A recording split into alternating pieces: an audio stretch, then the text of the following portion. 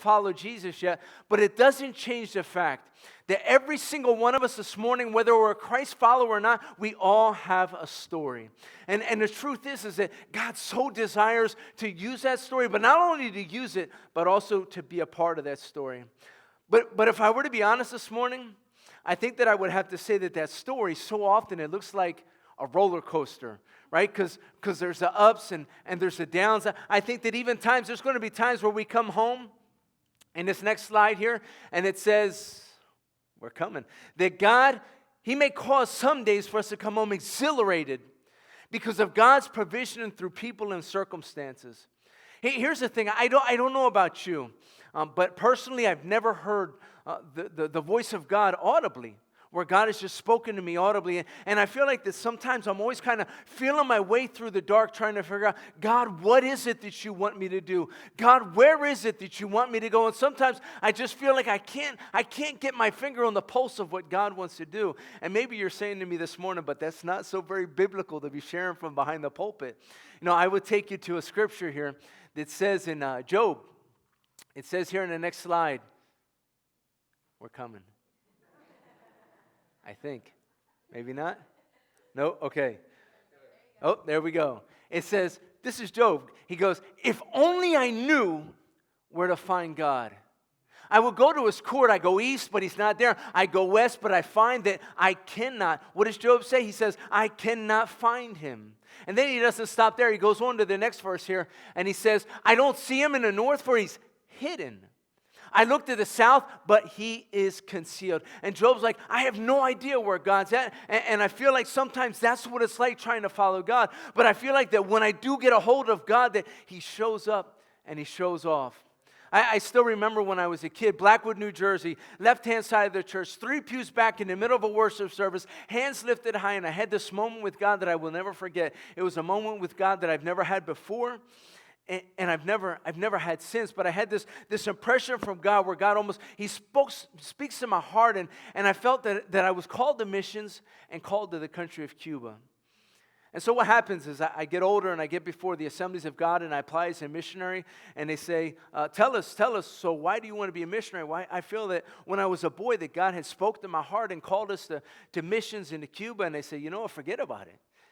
It's just not going to happen. Because Cuba's a closed country. There's no way you can go in. It's communist. And so they say, well, look, we'll give you another idea. How about if we send you to the country of Chile? And I say, you know what? If that's the door that's open, then that's the door that we're going to walk through. And so for the first couple years as missionaries, we served in the country of Chile. And then we had great success. We were the first missionary in over 15 years. And it was like we became famous overnight. And there were just opportunities everywhere. But deep in my wife's heart, in this next slide here, it says there was a desire. Deep in my wife's heart was a desire to work with ladies and girls who had been impacted by sexual abuse and sexual exploitation and human trafficking. But her natural inclination as a woman was, I want to stay as far away from it as I can. I don't want anything to do with it. But if I could tell you what I've learned in 41 years of life is that one of the things you never want to tell God is never. Because I think that he's an expert in putting us in those areas. And so what happens is our time comes to a close in Chile, and we get a call from Springfield, Missouri, and they asked us if we would go to Costa Rica specifically to work in the area of human trafficking. Back in those days in 2006, 2007, it wasn't uncommon to go into a restaurant like Spoons, which would be like a diner here in New Jersey. But you would go into Spoons, and it wouldn't be uncommon to see an old, gray-haired American guy sitting with a young teenager, and they didn't even speak the same language. They couldn't even communicate, but you knew why they were there sitting in that restaurant together. The United States Department of State here in the United States said that in 2010 they issued a report that said that Costa Rica was struggling with 4 things. Number 1, that Costa Rica is a source, transit, and destination country for women and children subjected to human trafficking. Number 2, they said that Costa Rica has a problem with child sex tourism. And these aren't things that I'm making up. These aren't things that, like, this is what I perceive to be taking place in the country. But this is what it says in a report that came out by the Trafficking in Persons United States Department of State. And then they said, number 3, still the government reported no efforts to reduce the demand for commercial sex. And then number 4, they said finally it was recommended the establishment of a shelter specifically for victims of human trafficking. And for us as a couple, my wife and I, this is where we get exhilarated by God's provision through people and circumstances. You see, the way God works is the Lord had opened the door to us to go to Costa Rica, and it wasn't something that we were choosing to want to go and to work in a ministry like that. But what happened was God sends us to the country of Chile, a country that I didn't know anything about, to go as missionaries. And so what happens is I pick an area where there's no other missionaries, because I love to work in areas where there's no other missionaries, where it's hard, right? And so I pick an area to go, and there's no other missionaries, and it just so happens that when we go to Costa Rica, it just so happens that we make friends with a lady who was working in the area of human trafficking. It just so happens this woman, 25 years earlier, had left the country of Chile to go to Costa Rica to start a foundation to work with girls and boys and ladies and men that were victims of human trafficking. And it just so happens that she tells me, she goes, we would have never, or at least I would have never worked with you had you guys never been missionaries in my hometown in the desert northern part of Chile. And it just so happens that in 2010, when we get to Costa Rica, the report comes out and says that the Costa Rican government is needing to specifically establish a shelter for victims of human trafficking. And that was the exact reason that we were there in Costa Rica. And so for me to say that exhilarating was what took place, I think that that's an understatement, because God's timing is absolutely incredible. God's timing is absolutely incredible. But maybe you're saying with me this morning, Bob, I get it. I understand what you're saying. That sounds incredible what took place for you guys. That sounds like God is just confirming what he needs to confirm. But I want you to realize, Bob, that for me as an individual, me as a person, me as a member of this church, the God that you're talking about this morning, I don't know that I've ever experienced him in my life. Because for me, life's been a struggle. Bob, this morning for me, maybe that was exhilarating for you, but for me, I've had to walk through times where it just felt like God was nowhere to be found. God was not involved in my life. God was not involved in my situation, and I had nowhere to look to find God. And if I could be honest this morning, I would say that yes, there are those days where we come home and we're exhilarated by God through people, through provision, circumstances, but there will also be those days where we're going to come home and we almost seem like we free fall into the biggest, ugliest, just vast pit of despair that seems like it never ends. And that's the reason Solomon says here in Proverbs chapter 17, he goes that a fire tests the purity of silver and gold, but the Lord tests the heart. There's something about God and the way he tests our hearts, but the thing is, you've got to understand one thing. You're going to go through these struggles, you're going to go through these challenges, you will fall into these dark, ugly abysses. And it'll seem like there's no way out. It'll seem like God is not around. But as my pastor, Dan Astuto, always says, God's got answers. For us, we had every confirmation under the sun that we were right where God wanted us to be. We were working on our shelter project, building this shelter. We had invested $175,000 into this shelter. My wife, she's going in on sting operations, and things were just perfect. And that lady that God prepared 25 years earlier to leave Costa Rica or leave Chile and go to Costa Rica, we stepped into a board meeting, and she came in with some plans of her own. She came in with 2 lawyers. And she came in with a plan to dismiss the entire board of directors and get rid of pretty much the entire staff. And that day, as we sat at the table, because of some ethical questions that were there, because of some things that really concerned us, we had to take a stance, and we had to make a decision as a couple and as the Assemblies of God to separate away from the foundation. And that decision that day hit our household, my wife and I, like I would never imagined. And over the course of the next 12 to 18 months, the devil, that situation, friends, would literally ravage our home in a way that I never thought possible. And I want to ask my wife if she'll come up and she'll kind of touch on what I mean by ravaged our house.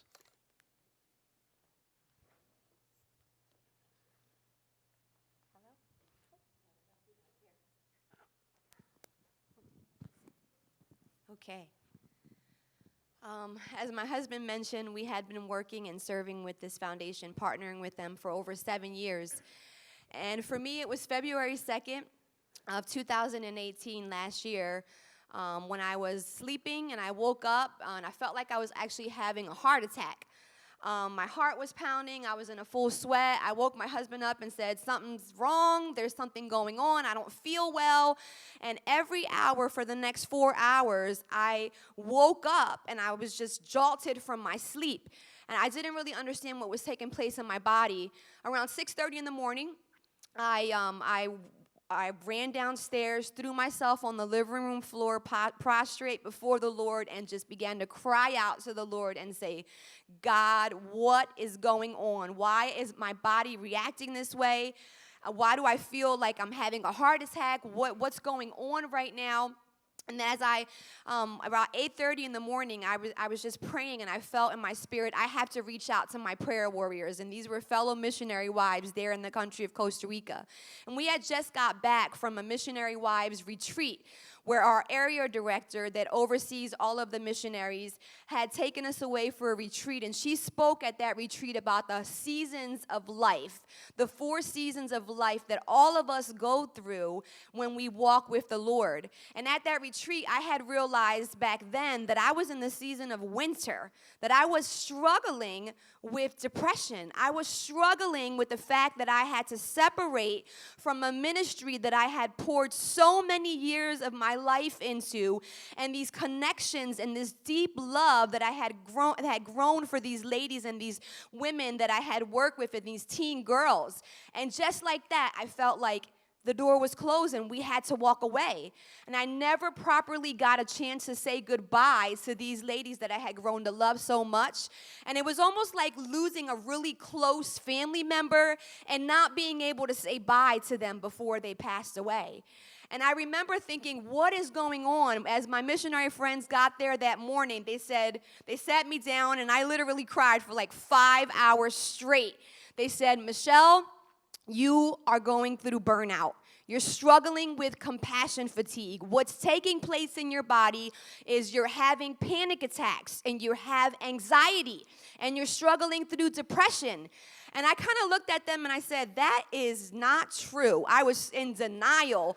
I said, I am a very upbeat person. I am an extrovert. I am pushing through. I am praying. I am fasting. The Lord is going to get me through this. And they kept reminding me, Michelle, you guys just lived through hell. You just not only had to separate through a ministry that you had grown to love, you just dropped your daughter over in college, and within a matter of 3 weeks had to come back to the field and leave your baby girl at college in the States. You're still adjusting to that. Your husband has just been diagnosed with an autoimmune disease. They said these things are piling up. We literally felt like we were getting slammed left and right, and we couldn't catch our breath. And I remember them saying, you have to go to the doctors. You have to go to the doctors and figure out what is taking place in your body. And I remember that next day, I said, all right, I'm going to go to the doctors and see what's taking place. As I sat in that doctor's office, just feeling like really raw and just kind of thinking about what the ladies had spoken to me, all of the things that we were living through that were really, really difficult. And I remember sitting there, and the doctor, he kind of said, confirmed what my girlfriends had said. He said, yeah, you're having panic attacks. You're not having a heart attack. You are in a severe depression, and you have all of the signs of anxiety. And I never understood anxiety, never had any problems with mental health, but that for me was the beginning of my journey with mental health. And mental health is a real thing, guys. I think we underplay it sometimes in church and we don't really speak about it. But depression and anxiety and panic attacks, they are some scary, scary things to deal with. And I remember the doctor saying, you need medication. You need medication. And I immediately said, nope. I am not about medication. For me, medication was a scary place because I grew up in a home where medication was abused. I came out of a home where my mom struggled with the cocaine addiction, and once she left cocaine, she began to use opioids to control, and that became a issue for her, and my sister followed in her footsteps. So that was a scary place for me to think, I cannot do medication. So I walked out of that office, and he said, you'll be back. Within 3 weeks, I was struggling with insomnia, and that anxiety began to control my life. I was paranoid. I couldn't shower by myself. I felt like the walls were closing in on me. I was afraid of the dark, afraid to be left alone. And I was back in that doctor's office, and I said, okay, maybe I need some help. And he began to talk it over, and he said, Michelle, these are different medications. This is not something that's addictive. You need to start with an antidepressant to get you. It's a chemical imbalance. You have to understand how this works. And I remember being so scared. And I'm not going to tell you, church, that it was from night to day that everything changed. It actually got worse for me when I started the medication. Those first 3 months, it didn't work out really well. I was having a lot of side effects. Our area director, after 10 months of struggling to find the right medication, stepped in. She flew into the country and she said, Michelle, you have 2 options. We've been getting calls at Assemblies of God World Missions, and people are worried about you. You've lost 15 pounds, and people are starting to wonder what is going on. Either you're going to go back to Jersey, where I don't know what kind of help you're going to be able to get, or we found a place in Florida where you can do a 30-day intake to get help. And I remember sitting at my kitchen table and thinking, I have my 15-year-old daughter and my husband here in Costa Rica, and you're telling me that you want me to go to a mental health clinic in Florida for 30 days by myself. And I remember thinking, I don't want to do this. Like, God, why don't you just heal me already and just let this be the past and let it be over? But it didn't happen that way, church. Sometimes God needs to take you to lows to show you different things about what he wants you to learn through such situations. And I remember thinking, all right, my daughter, my 15-year-old at the time, she grabbed me, and she's the reason that I decided to go to that place. She said, Mom, I want my mom back. I want my mom back. You're not well. She kept saying, you're not well. She literally packed my suitcase and filled it with a bunch of sticky notes. It still makes me cry. A bunch of sticky notes all throughout my luggage, and it was just verses of how God was going to get me through this, and that I was going to come home different, and that God was going to heal me. And I remember thinking, my daughter's telling me this. I have to go.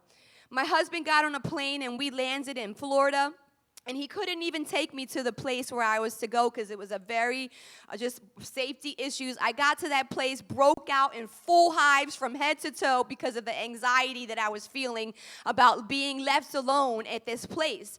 And I remember that I wrote on October 19th, I woke up in that place, sitting on my bed, doing my devotionals, and I wrote in my journal, Lord, today you have restored to me the joy of my salvation. You brought me here to heal my heart.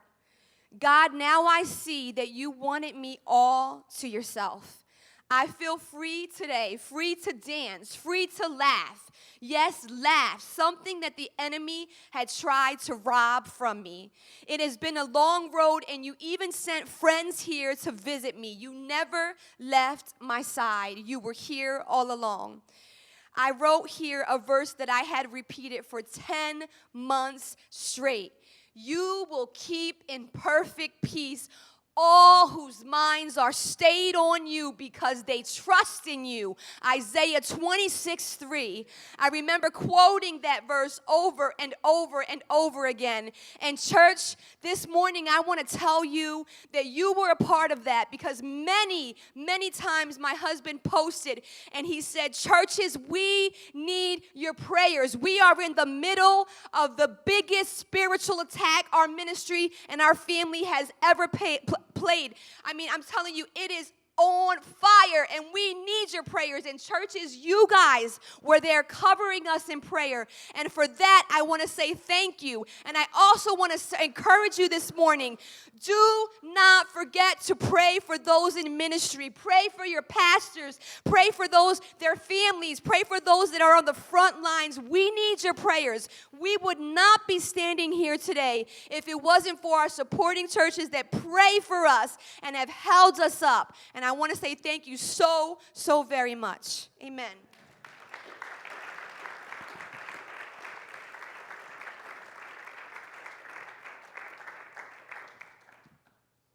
It wasn't until the morning of June the 8th, 2019, that I understood why we had to go through all that we went through. There's a verse in 2 Kings, and I'll close here shortly. It says, 2 Kings 8:5, at that very moment. And I read this verse one morning, and this verse just struck me at that very moment. To give a synopsis of what took place, is there was a Shunammite woman who didn't have a son, and the prophet came in and he says to her, "You're going to have a baby." She has a baby. She never even asked for the baby. The baby dies, and she's like, "What in the world are you doing? You said that I could have a child. I was barren. I never even asked for that child. You gave me a child, and then it dies." And the child ends up coming back to life, and Elisha one day, as he's telling the king about this woman whose son had died and come back to life. And it says that at that very moment, she walked in. And she began to share the story with the king, because Elisha was like, "That's the woman I'm telling you about. Her son died and he came back to life." And she starts to share the testimony. "Yes, this is my son. This is my son who died, who came back to life." And the king says, "You know what?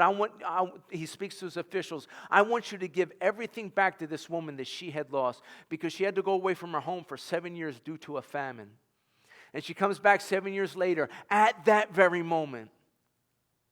And she starts to share that story with the king, and he says, "I want you to give her every single thing back that she has lost." And it wasn't until the morning of June that I understood why we went through what we went through. And I'd like to ask at this time if we could just stop recording. I'd like if we could, as a couple, to share something very sensitive with you guys. That